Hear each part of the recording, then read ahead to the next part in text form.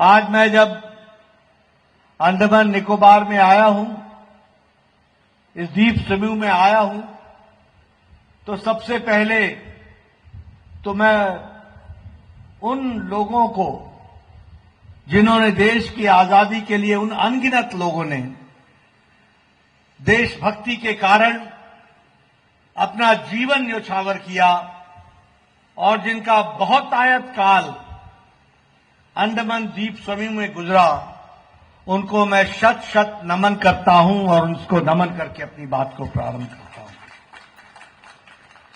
ये वही पुण्य भूमि है जहां नेताजी सुभाष चंद्र बोस जी ने 30 दिसंबर 1943 को आजादी का उद्घोष किया था और यहां पर आजादी का झंडा फहराया था। ऐसे वीर स्थली को भी मैं नमन करता हूं और उस नमन करके अपनी बात को प्रारंभ करता हूं। सबसे खुशी की बात है कि पहले प्रधानमंत्री मोदी जी हुए जिन्होंने उस स्थान को वहां पर गए और सुभाष चंद्र बोस जी के कर्तृत्व को याद किया। यह भी हमको ध्यान में रखना चाहिए। जब मैं यहां आया हूं तो यह भी मैं बताना चाहता हूं कि कांग्रेस पार्टी ने आजादी की लड़ाई में लगे हुए योद्धाओं को भरसक भुलाने का प्रयास किया और याद रखने की कोशिश हुई, याद रखने की साजिश रही, तो सिर्फ एक परिवार को ही उन्होंने याद कराने का प्रयास किया। पर ऐसी परिस्थिति में भी नेताजी सुभाष चंद्र बोस, जिनको कांग्रेस ने भुलाने का भरसक प्रयास किया और भुलाया,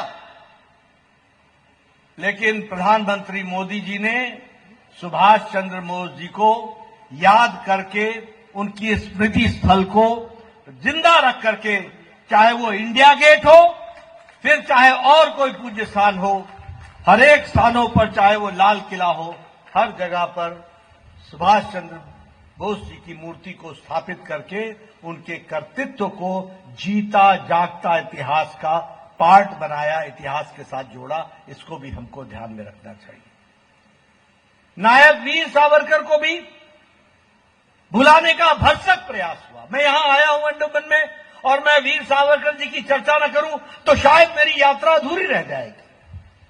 और इसीलिए जब मैं एयरपोर्ट पर उतरा, वीर सावरकर इंटरनेशनल एयरपोर्ट पर उतरा, तो सबसे पहले उनकी मूर्ति पर पुष्पांजलि करके, उनको याद करके, उन्होंने जो देश की आजादी के लिए किया उसको हम लोगों ने ध्यान में रखा है।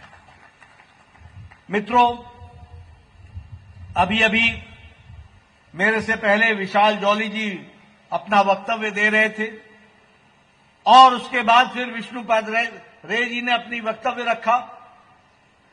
हमने सुना कि किस तरीके से पहले विशाल जॉली जी ने मोदी जी के द्वारा किए गए कार्यों के बारे में चर्चा की और विष्णु जी, जो आपके प्रतिनिधि के रूप में सदा सदा खड़े रहने वाले हैं, उन्होंने भी आपके बारे में पैरवी की और अपने मुद्दों को रखा।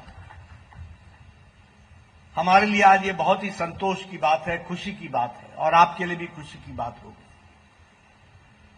आपने देखा होगा, अखबारें पढ़ी होंगी, टेलीविजन देखा होगा, एक जमाना था जब आपको एक तरीके से उपेक्षित रखने का काम हो रहा था। क्या कांग्रेस के जमाने में आपको उपेक्षित नहीं रखा गया? बताइए मेरे को, रखा गया कि नहीं रखा गया? आपको दूर रखा गया कि नहीं रखा गया? आपके विकास में रोड़े अटकाए गए कि नहीं अटकाए गए? आपके विकास के काम को, गति को रोकने का काम कांग्रेस पार्टी करती थी कि नहीं करती थी? लेकिन जब से प्रधानमंत्री मोदी जी आए हैं, अंडमान द्वीप समूह मुख्य धारा में शामिल हुआ है और विकास में किसी से भी अब कम नहीं है। इसको भी हमको याद रखना चाहिए। आज मुझे खुशी है कि भारत एक समय में, कांग्रेस के जमाने में 10 पर 11 पर आर्थिक दृष्टि से आर्थिक ताकत माना जाता था, लेकिन पिछले 5 सालों में मोदी जी के नेतृत्व में भारत पांचवी आर्थिक शक्ति बनकर के तैयार हुआ है और हमने 11 नंबर से छलांग लगा करके 5वें नंबर पर पहुंचे हैं और हमने पछाड़ा किसको है? ग्रेट ब्रिटेन को, ब्रिटानिया को, जिसने हमको 200 साल राज किया, उसको पछाड़कर हम 5वें नंबर की अर्थव्यवस्था बने।